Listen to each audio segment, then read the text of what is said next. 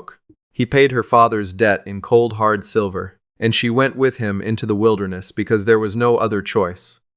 What she didn't know was that the silent, scarred trapper had been carrying her face in his memory for 11 years, since the day she'd saved his life and never even known it. Oak. The autumn of 1883 came early and mean to the Fraser River Valley. The cottonwoods along the banks had already shed half their leaves by the second week of September, and the peaks of the coast mountains to the north were dusted white at the crowns, a full month ahead of what the old-timers said was normal. For the Whitmore family, huddled inside their two-room homestead on the flat scrubland east of Hope, British Columbia, the early cold was simply the latest cruelty in a long season of them. Patience Whitmore was 22 years old, and she had spent most of those years watching her father lose his grip on things. First the cattle, sold off one by one after the blizzard of '79. Then the east pasture, signed away to cover a loan he never should have taken. Now the main parcel, 12 acres of mediocre farmland that had nonetheless been in the family since her grandfather had come west from Ontario, sat under a lien that her father Gerald Whitmore could not satisfy. The man holding that lien was named Percival Dawes, and he arrived at the Whitmore property on a gray Thursday morning, with 2 hired men flanking him and the look of someone who had already decided how the day would end. Patience watched from the kitchen window. She had her mother's old flour sack apron tied around her waist, her dark auburn hair pinned up against the back of her neck, her jaw set hard. She could hear her father's voice outside, low and pleading, the words she'd grown up hearing in different forms. Just until spring. Just give us the season. Just a little more time. And she could hear Dawes's replies. Short, flat, indifferent. The voice of a man who'd heard those same words from 100 failing homesteaders, and had stopped feeling anything about them somewhere around the 3rd or 4th one. She stepped outside. Dawes was a wide, soft man in a town coat that cost more than her father earned in a year. He looked at her the way men like him looked at things they had already begun calculating the value of. His eyes moved from her face to her hands, to the curve of her shoulders, and Patience felt the skin on the back of her neck go cold in a way that had nothing to do with the wind. Your father tells me you're unmarried, Dawes said. It wasn't a question. That's got nothing to do with the lien, she replied. He smiled. It didn't reach his eyes. I'm a practical man, Miss Whitmore. I have a house in New Westminster that needs managing. Staff, guests, correspondence. A capable young woman willing to enter into a domestic contract for 3 years would go a long way toward settling a debt of $240. Her father made a sound behind her, a broken, ashamed sound. Her mother appeared in the doorway of the cabin, one hand pressed over her mouth. Patience opened hers to speak. To refuse, to find some other word that would make Dawes ride away and not come back, when a sound cut through the yard.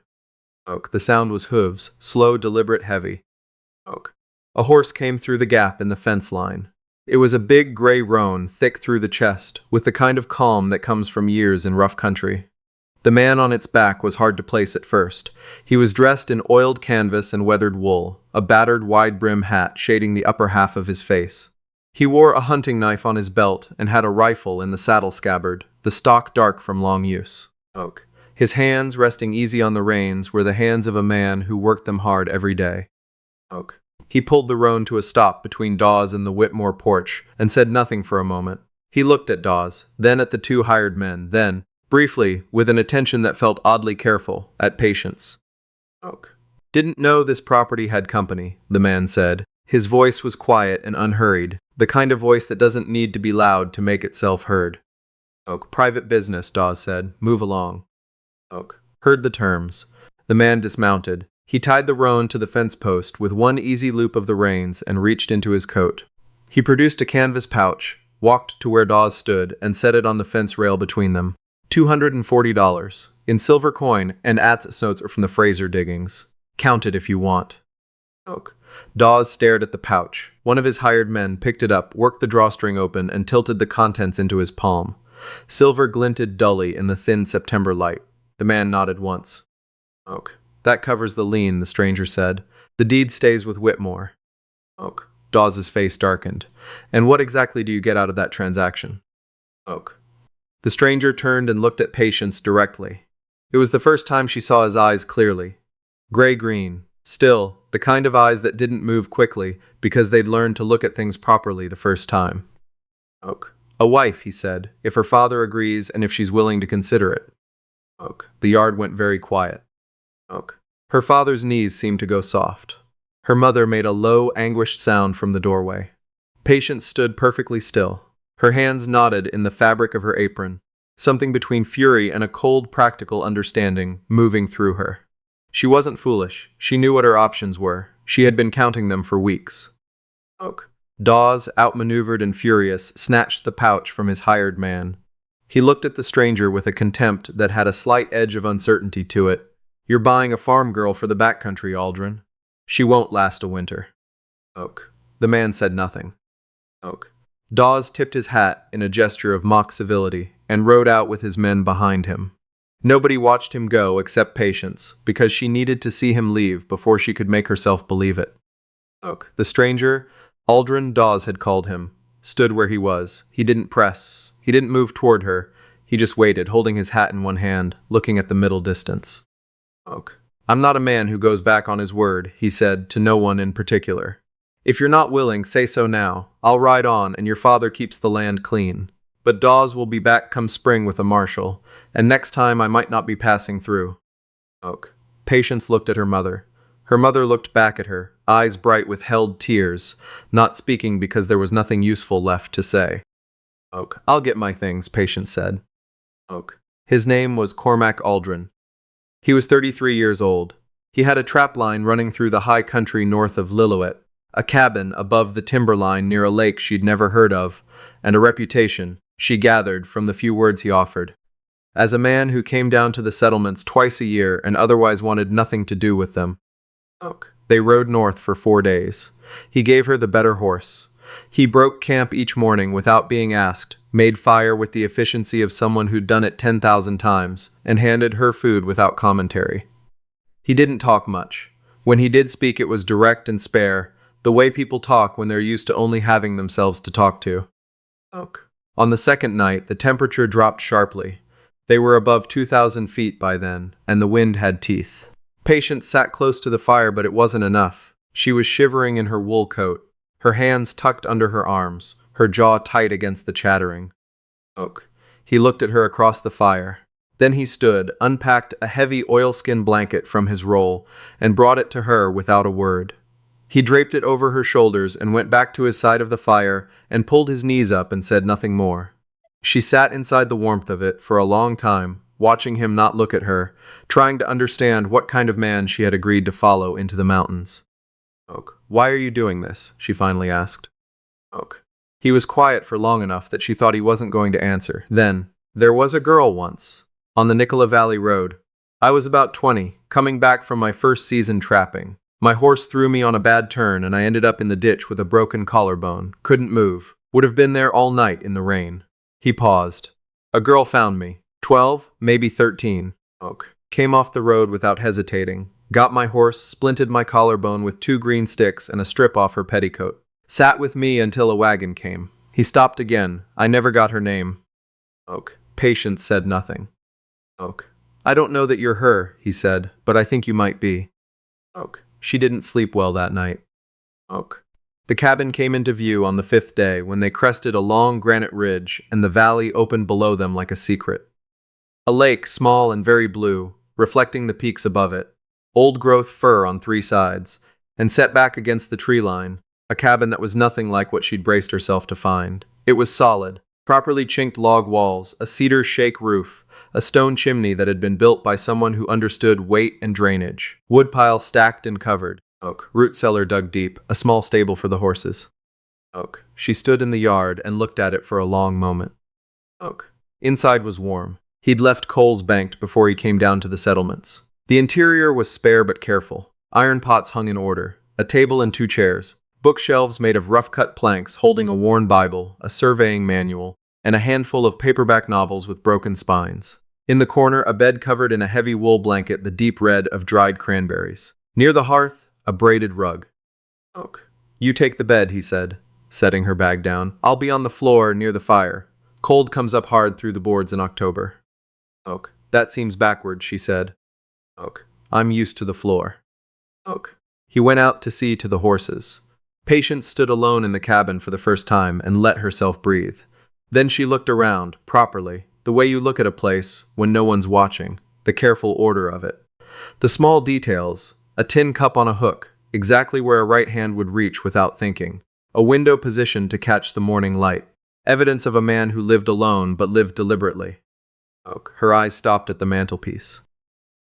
Among the usual things, a tin of matches, 2 rifle cartridges, a folded piece of paper, sat something small and slightly incongruous, a carved wooden figure. A fox, she thought at first. She stepped closer and picked it up. Not a fox, a horse, small no bigger than her palm, carved from a pale wood she didn't recognize. The legs were crossed mid-stride, the mane detailed with careful shallow cuts. It was smooth from handling, worn down at the tips, old. She turned it in her fingers and a memory hit her so suddenly she nearly dropped it. She was 13. The Nicola Valley Road, a cold October evening, the light going gray. She'd been walking back from the Hargreaves farm with a basket of eggs when she'd seen a man in the ditch, half under his horse. Young, maybe 20, face pale, one arm held wrong against his side. She'd known enough from her father's ranching days to understand what a broken collarbone looked like. She'd splinted it herself. She'd sat with him for 2 hours in the rain until a timber wagon came down from the north. Before the wagon took him, he'd pressed something into her hand, a small carved horse. For your trouble, he'd said. She'd lost it the following spring when their house flooded. Patience set the carving back on the mantelpiece with extreme care. Her hands weren't entirely steady. She heard his boots on the porch step. He came in and stopped when he saw her face. The Nicola Valley, she said. Her voice was very quiet. October 1872. You were coming back from your first trapline season. He went very still. Broken collarbone, she continued. You were wearing a green canvas jacket. Your horse was a bay with a white blaze. Cormac Aldrin set down the bridle he'd been carrying, slowly, like a man being careful not to make any sudden movements that might break something fragile in the air between them.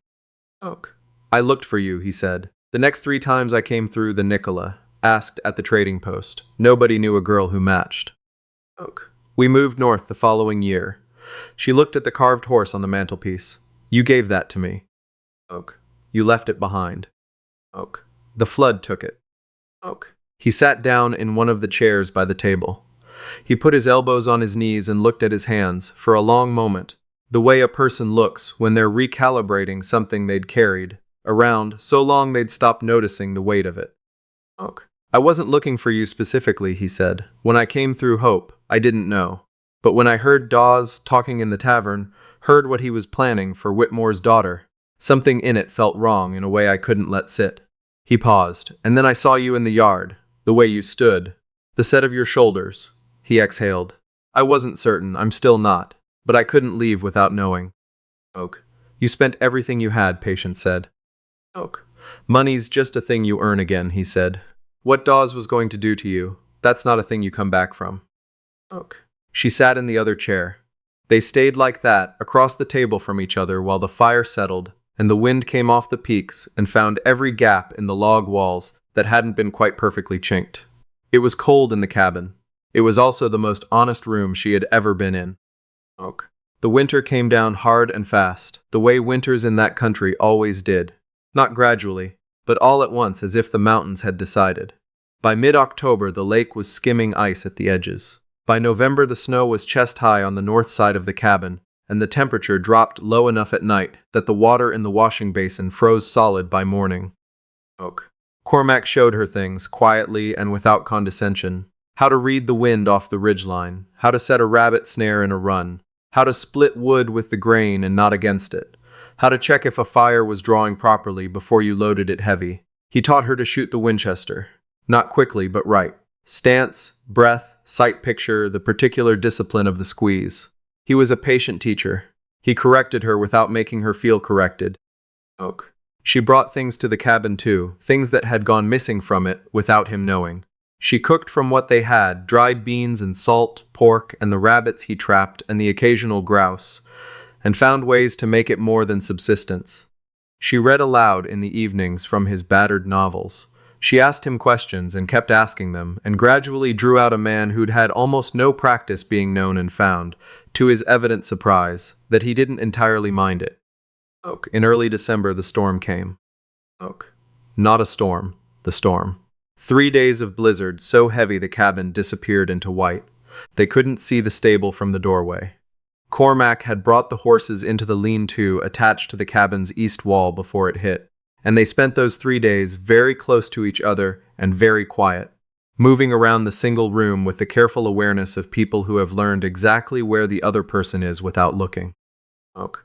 On the second night, she woke to a sound she couldn't place. Not wind, something underneath the wind. She lay still and listened. Cormac was already sitting up from his place near the hearth. Horses, he said. Not their horses, something outside, a heavy, irregular rhythm against the stable wall. He was up and armed before she was fully awake. He threw his coat on, told her to bolt the door, and went out into the white darkness with a lantern. Patience waited. She counted his steps. She'd been counting them unconsciously for weeks, she realized, learning the particular sound of him moving through the world. The shot came sudden and enormous, swallowed immediately by the storm. She was through the door before she'd decided to move. She found him 15 feet from the cabin wall. A bull elk, starving, driven down from the high ridges by the blizzard, half mad with hunger and cold, lay in the snow.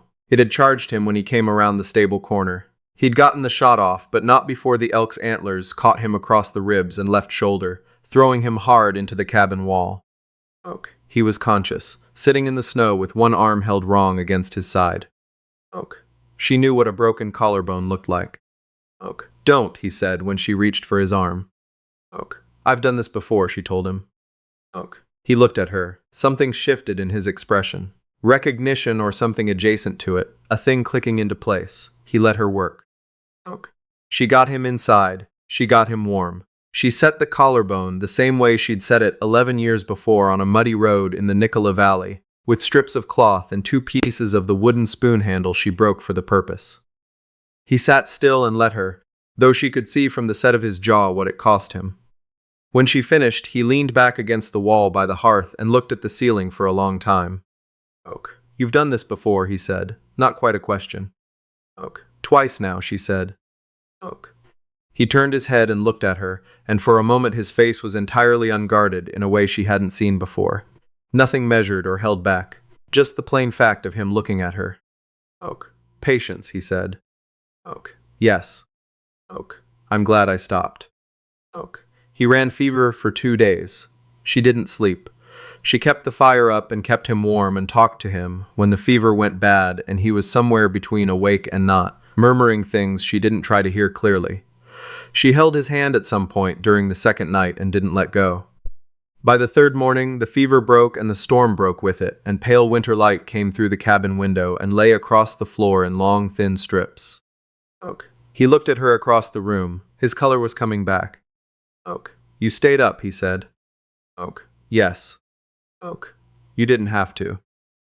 She looked at him for a moment. Yes, I did, she said simply.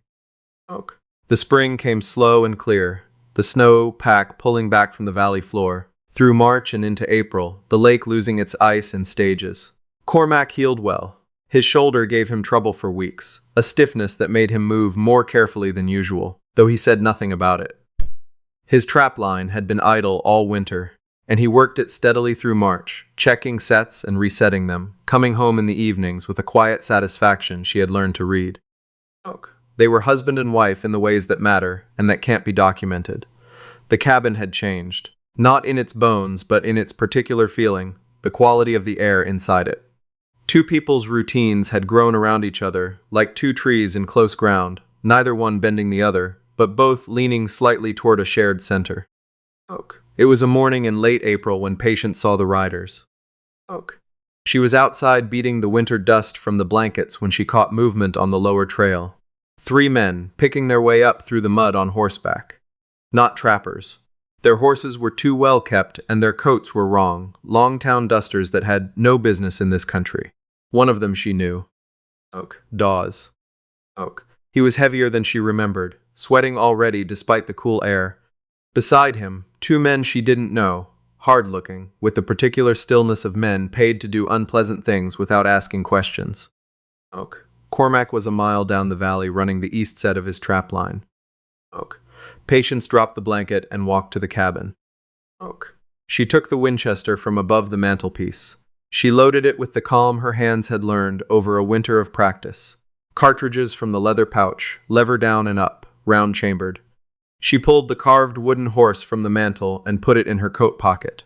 Then she went back outside and stood on the porch and waited. Oak. Dawes pulled his horse up short when he saw her. He recovered quickly, his smile returned. That flat, calculated thing. Oak. Miss Whitmore, he said. Or Mrs. Aldrin, I suppose, though I understand that was an arrangement of convenience. Oak. Get off this property, she said. Oak. I'm afraid I can't do that. He reached into his coat and produced a folded document. I've spoken to a solicitor in New Westminster. Your father's original deed has some irregularities. The 1871 survey boundary is disputed, under the terms of the original promissory note, which predates Aldrin's interference. Oak. That note was paid. Oak. With funds of uncertain provenance from an unlicensed mining operation. He gestured vaguely. There are questions. Lawyers love questions, Miss Whitmore. I'm prepared to make those questions go away entirely, if you'll simply... Oak. No, she said. Oak. One of the hired men reached for his belt. Oak. She raised the Winchester. Oak. The yard went very quiet, the horses shifted, Dawes's hired man held very still, hand frozen halfway to his holster. Oak. I'm a reasonable shot, Patience said. Her voice was steady, her hands were steadier. You're close. Point and squeeze is about all the skill this distance requires. Oak. You won't shoot a man in cold blood, Dawes said, but he didn't sound entirely certain about it. Oak. I won't need to, said a voice from the tree line. Oak. Cormac walked out of the firs. He was carrying his rifle at his side, unhurried, the way a man walks when he knows the math of the situation and has already worked it out. He'd come back early. She found out later that he'd heard the horses on the trail from half a mile away and known, from the sound of too many hooves moving too deliberately, that something was wrong. Oak. He came to stand beside her on the porch step. Oak. Dawes looked between the two of them for a moment. The calculation in his face shifted. A man revising a plan that hadn't accounted for enough variables. Oak. This isn't finished, he said. Oak. Yes, it is, Cormac said. You rode 4 hours into the backcountry to intimidate a woman alone. You found her not alone, and now you're going to ride 4 hours back. And the next time you think about the Whitmore deed or anything connected to it, you're going to remember this moment. Do you understand me? Oak. Something in his voice made the hired men's horses take a step back. It was the voice of a man who spent most of his time in country that killed people who made mistakes, and had learned not to make them. Oak. Dawes rode out. Oak. Patience let out a long, slow breath. The Winchester's weight was familiar in her hands now. She lowered it and looked at Cormac beside her. Oak. You came back early, she said. Oak. Something felt wrong. He looked at her. You handled yourself. Oak. I had a good teacher. Oak. They stood on the porch for a moment, looking at the valley below, the spring light coming clean and long across the snowmelt grass. She reached into her pocket and touched the small carved horse, smooth and worn, and thought about 11 years and 2 broken collarbones and a muddy road in the Nicola Valley, and the strange geography of how people find each other or fail to. Oak. 3 days later, a letter arrived by the trading post rider who came through the valley once a month. It was addressed to Patience Aldrin. The name still new enough to feel slightly borrowed, and it was from a surveyor's office in Victoria. Oak. The survey of the Whitmore property, connected as part of the dispute Chris Dawes had raised, had turned up something unexpected. The eastern quarter of the homestead, the part her father had always called the dead ground, the rocky shelf that never plowed properly and grew nothing worth harvesting, sat directly over a significant deposit of copper ore. The mining rights, under British Columbia law, belonged to the title holder. Under the current deed, that was Patience. Oak. She read the letter twice. Then she sat at the table in the cabin and looked at the far wall for a long time. Oak. Cormac came in from the woodpile, read her face, and sat across from her. What is it? Oak. She handed him the letter. Oak. He read it, set it down, said nothing, waiting for her. Oak. My father's land, she said, the ground that broke him, that starved us for 15 years. She paused. It was worth something the whole time. Oak. Cormac looked at her steadily. We could file the claim. Hire a mining company. You could take your parents out of wherever they're struggling and set them up properly. You could. He paused. You could do whatever you wanted, Patience. That's a considerable amount of money. Oak. She thought about it. She thought about it honestly. About her father's stooped back and her mother's worn hands and the years of watching them lose things. She thought about what it would mean to give that back to them. Oak. I'm going to file the claim, she said, and I'm going to set my parents up somewhere comfortable and safe. That's not negotiable. Oak. He nodded. Oak. And then she said, I'm coming back here. Oak. He was quiet for a moment. Oak. This is a hard life, he said. You could have something easier. Oak. She looked at him across the table, at the man who had ridden into her father's yard with a bag of silver and no plan beyond the fact that something had felt wrong and he hadn't been able to leave it alone. Oak. At the man who had taught her to shoot and split wood and read the wind off a ridge, who had sat still in the snow while she set his collarbone because she'd asked him to trust her, who came off his trap line early when something felt wrong because 11 years of the backcountry had taught him to listen to that feeling. Oak. I know what easier looks like, Patience said. I'm not particularly interested in it. Oak. The spring opened fully around them. The lake losing its last ice, the high meadows coming green, the first mountain bluebirds appearing on the fence posts in April. She rode down to the settlements in May, filed the mining claim in her own name, found a reputable company to work the copper deposit, and arranged for her parents to be moved into a proper house in Kamloops, with enough set aside to keep them comfortable for the rest of their lives. Oak, her mother cried. Her father held her hands and didn't say anything for a long time. Oak. You're going back, her mother finally said. It wasn't a question. Oak. Yes, Patience said. Oak. Her mother looked at her face, carefully, the way mothers look when they're trying to decide if a daughter is happy or only certain, and whether those are different things. Oak. Whatever she saw seemed to satisfy her. Oak. The ride back north took 4 days.